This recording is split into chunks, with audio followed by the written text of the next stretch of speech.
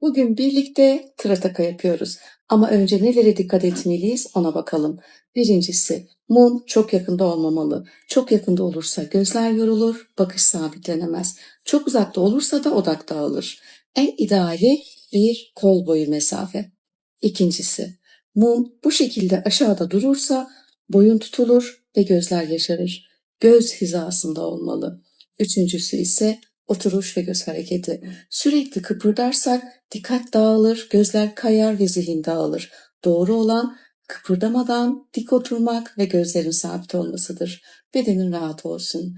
Kıpırdamadan sadece yanan mum alevine bak. Ne göz hareket ediyor ne de beden. Bir süre baktıktan sonra gözlerini kapat ve göz kapaklarının ardındaki yumuşak karanlıkta ışığını izle. Aradığın her şey zaten orada. Trataka sadece hatırlatır.